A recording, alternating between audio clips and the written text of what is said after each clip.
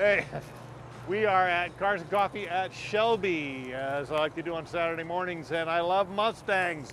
And look at this little beauty right here. This is RJ over here. Say hi, RJ.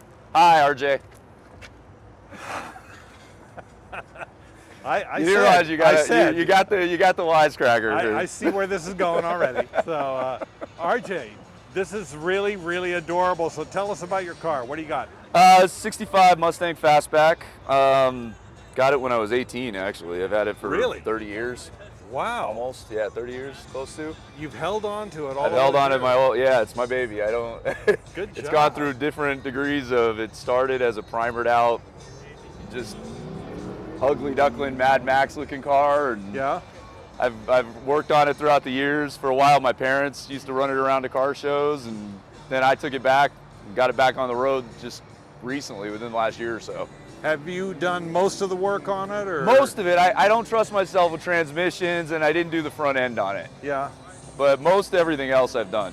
Okay. I've done heads, everything else on here, redone all that stuff. Is yellow the original color? The original color is it was that teal they did back in the day, that teal kind of, yeah, there's some signs of it still under the trunk. Yeah. Wow, I can't believe you've had this car that long. Yeah, I won't get rid of it. Hoping one day to maybe pass it down to a grandkid or something. What's going on under the hood? Is this the original motor? No, this is a Franken engine. So okay. The original engine would have been a 289. They somewhere along the line, somebody did a 302 swap on it before I got it. So it's a great motor. It is a good motor. The lower block needs to be redone at some point. Still got a lot of crud in there. Any modifications made on the engine so far? Not really. It's pretty just a stock engine. Yeah. Probably the 4-barrel carb is more of a high-performance carb. It's got the Edelbrock high-performance intake. The Champion radiator. Different radiator. Yeah, you know. The main modification, I did the disc brakes recently on it. Oh, so nice. It's got the Willwood setup on the front. That's a good move. Yeah. That's good. And you got the classic Krager SS wheels. Yeah, it used to have dishes on it, and I found these on Craigslist, and I was just like, I'm getting them. Perfect. I'm gonna make these fit somehow. they are like the definitive wheel of the 60s. I love them. A lot of people torque thrusts, they like those, and I'm like, yeah. I want my Kragers.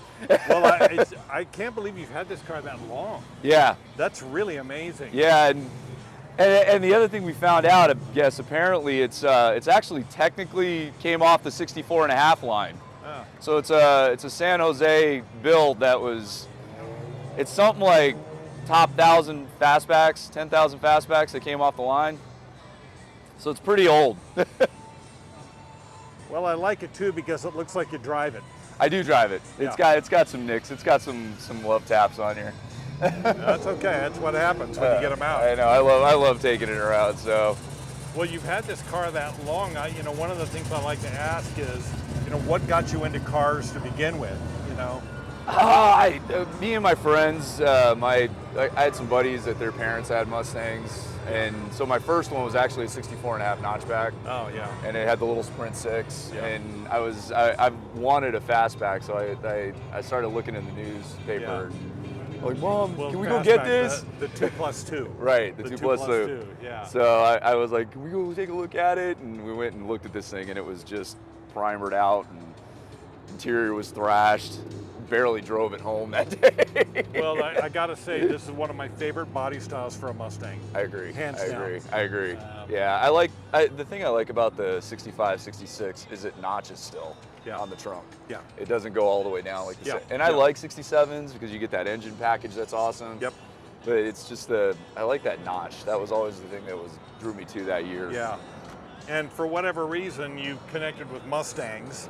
You've had a Mustang for this. What was there something particular that set you off about Mustangs? I don't know. I mean, my parents, my mom, she was a big Mustang fan, and she was like, we got to a point where it was like, okay, let's start doing this. And just kind of in the family. Yeah, kind of a thing. We were Ford for a long time, and just kind of, this was where we went with it. And like I said, friends down the street had them. Yeah. And the first one she got me was it was a Sprint 6 with a 3-speed, and Oh, yeah. couldn't drive that thing to save my life. Yeah. That mechanical clutch was Yeah. terrible. Yeah. And so that's what went to the automatic notchback, and then this was my third one. So Okay, this is the you one I are a held on to. Mustang guy. I do like them. I do like the classics. Well, I'm with you 100%. My dream car is a 69 Shelby GT500. I think it's a lot of people's dream car. Absolutely. And the price on those is dreamy too. Yes, it is. Yes, it is. Or Yes, a it is. nightmare, depending on how you look Yeah, at it. my other favorite. I'm also partial to the. I love that '89 Fox body convertible. Okay, I'm yeah, a big yeah. GT50. I like those for some reason. Yeah. They're just kind of a thing. Maybe my youth. I don't know. I don't know, and the values on those is creeping up too. I know. I wish I had grabbed one when they were Yeah. like $3 grand. Yeah, they used to be a dime a Yeah, dozen, you could yeah. grab them so cheap. Yeah. But yeah, I don't have anywhere to put it. That's the problem. Yep. If I brought another car home, somebody would probably be yelling at me. I love the 2+2 badge on there too. Yeah. Very, very nice. Well, thank gosh, you. RJ, thanks for talking to us thank about you. your car, man. I really Yeah, thank you. appreciate it. Thank you. Yeah, we'll see you around. Appreciate it. Take care.